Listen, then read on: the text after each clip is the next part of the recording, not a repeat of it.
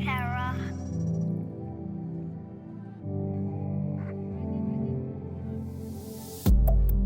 Hello and welcome to Sacred Pause with your host, myself, Kelsey Keil.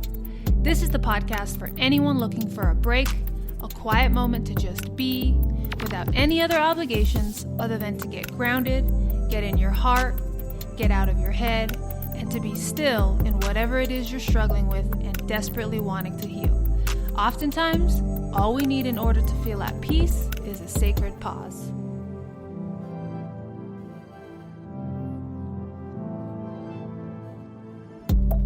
We have up to 60,000 thoughts per day, and 80% of our thoughts are negative.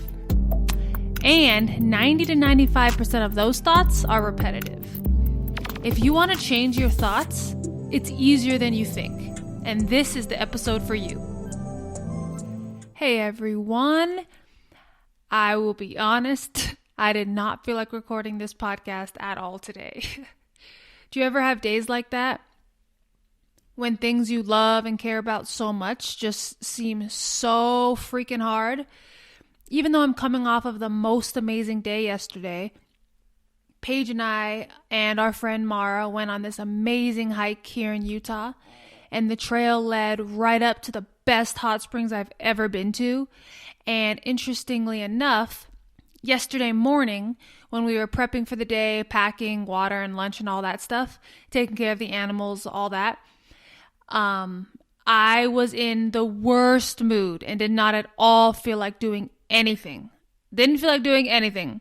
Packing up, taking care of the animals before we left was hard enough, let alone a 6+ mile hike that I had never been to before. It sounded so hard and not fun at all. But turns out it was exactly what I needed, because yesterday was probably the best day I've had so far since moving to Utah. And I have had a lot of amazing days. And why I'm sharing all of this with you is because sometimes, I would argue actually that most times, when we're feeling some type of way, super moody, annoyed, irritable, when you care so much about everything, but at the same time you don't care at all, that's how I would describe my mood yesterday morning. Yeah, not fun to feel or to be around. Paige can tell you. But it's so important to talk about these feelings, these moods, because we all get like this. All of us. Even if we have the most amazing life ever, which I most definitely believe I have. And when you move through the resistance, which is what I did yesterday and what I'm doing right now as we speak, you grow stronger, you build confidence, you build character, you build strength. You gain more confidence in yourself that you can even imagine. Confidence that no matter what, you got this. No feelings, nothing can stop me. We are confronted with these strong waves, strong walls of resistance, so we can rise above them. Imagine a tall brick wall 20 feet high, and hundreds and thousands of miles to the left and hundreds and thousands of miles to the right. And all you have is you, your two arms, your two legs. You can either struggle to climb up it, which is impossible if you have nothing but yourself. You could spend your entire life trying to go around it, or you can consciously choose to rise. You can choose to face everything and rise. That is why it's so hard, and that's why it's so priceless to, first of all, see the option to rise and then actually take it. Choose to push through, to lean in, and to not just give up and, sit around all day, watch Netflix, and just feel sorry for yourself. Now, there's nothing wrong with that. Either of those things. I believe days like that are actually very much needed, just as much as days where you aren't feeling it at all, but you do it anyways. And the more you know yourself, the higher you'll be able to rise. The more you'll be able to lean into those uncomfortable times. That's one of a million reasons why knowing yourself, loving yourself, and taking care of yourself is number one, the most important thing. And that doesn't mean you treat other people like crap. That means you love others just as much as you love yourself. But it starts with you. You'll only be able to love someone else as much as you love yourself.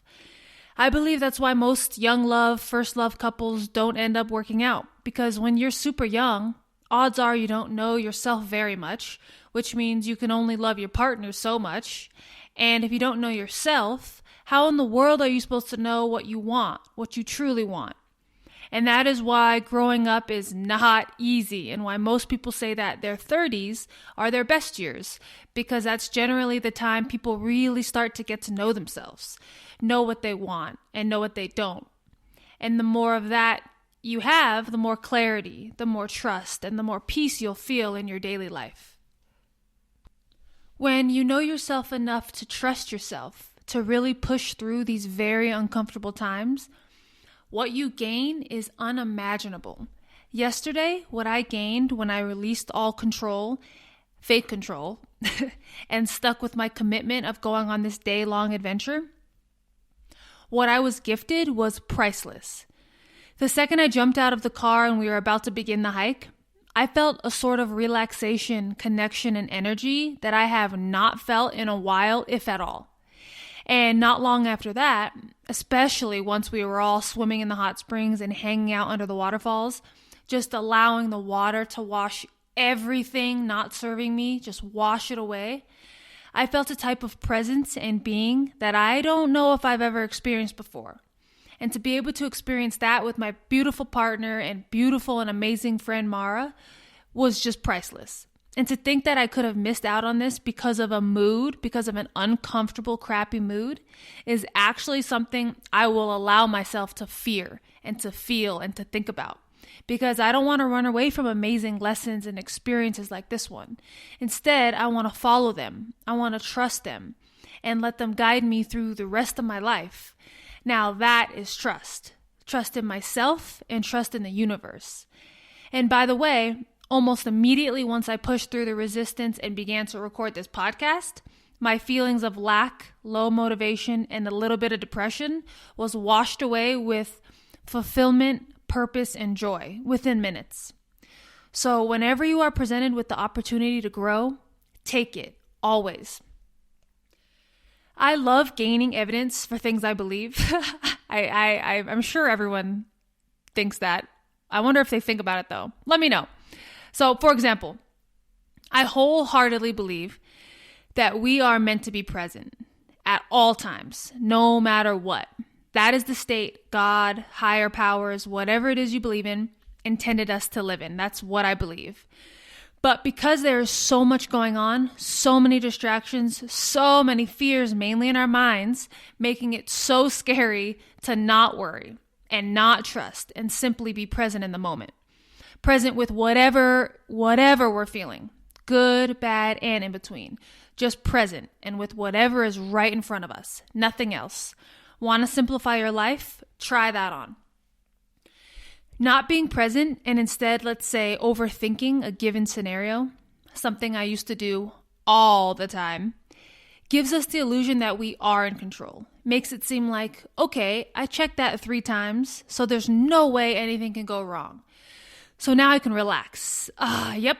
And then 2 minutes later, something else comes up and we do the same thing. And then before you know it, your entire day is dictated by your thoughts, by your overthinking. So you actually aren't living at all. And when we think about a scenario over and over and over again, make it play out perfectly in our minds, that is doing nothing at all. Nothing. All that is doing, again, is giving your scared mind, your scared inner child, the illusion of control, while taking the joy and peace right out of our lives, out of each and every moment. Instead, why don't we be present and enjoy as much as possible, as if we don't have any control of this wild world? Because we don't. It's a win-win-win, because we are accepting and trusting that we will be able to handle anything that comes our way, which allows us to be present, to enjoy, to live.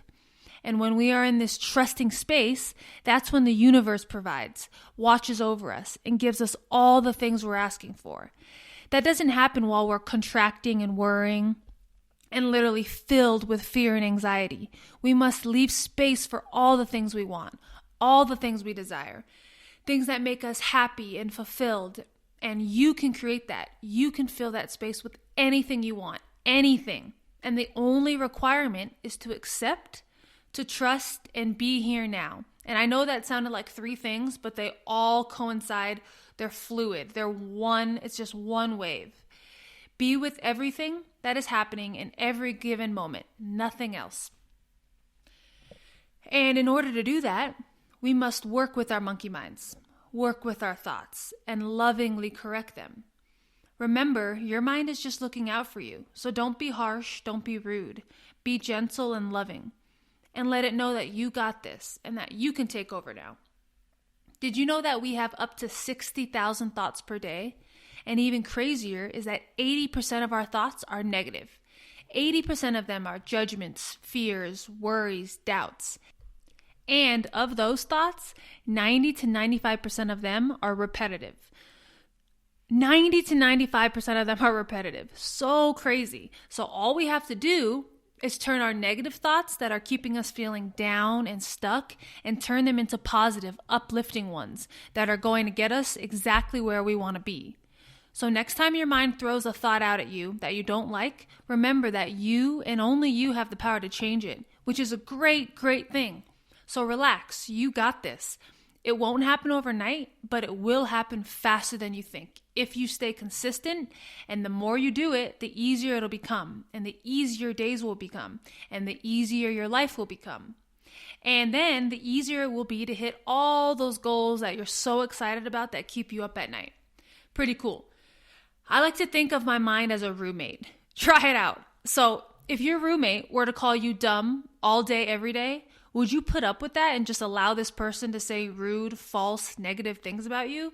I really doubt you would. Or if you did, it wouldn't last long. So why would you let yourself call you these things, since it is your mind? Unlike a roommate, you can't kick them out or you can't move out. So your only other option is to correct your mind. So your mind tells you, I'm not smart enough for this. You gently and softly say back, I am smart enough for this.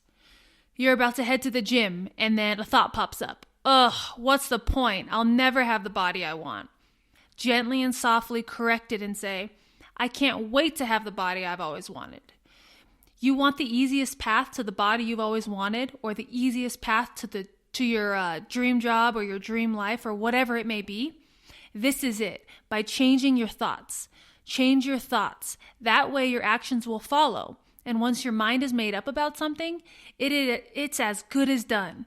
And that will give you even more energy and excitement to get there, to get exactly where you want to be. Self-doubt, self-hate, all that type of talk will only push you further and further away from your goals.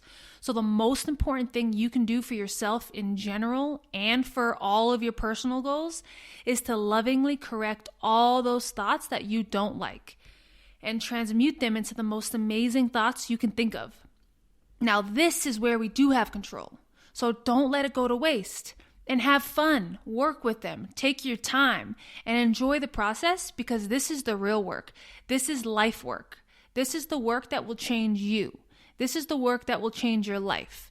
You are more powerful and strong than you ever thought, and I'm so excited to see what you create. Thank you so much for listening to this episode. I appreciate and love you so much. If you haven't already subscribed, please go ahead and do that now and push that subscribe button. That way you'll never miss an episode. If you're enjoying Sacred Pause, please leave me a rating and review. I would absolutely love to hear from you, and it helps me out so much. If you think this episode could help a friend or family member even a little bit, please share this with them. I truly need all the help I can get spreading my message of self-love, trust, and healing. And if you're interested in doing a Sacred Pause one-on-one with me, email me at kelseywkeil@gmail.com with the subject line saying Sacred Pause one-on-one. And lastly, if you want more of my content before my next episode, make sure to follow me on Instagram at Kelsey W. Keil for daily love and inspiration. Love and appreciate you all so much, and I'll talk to you next week.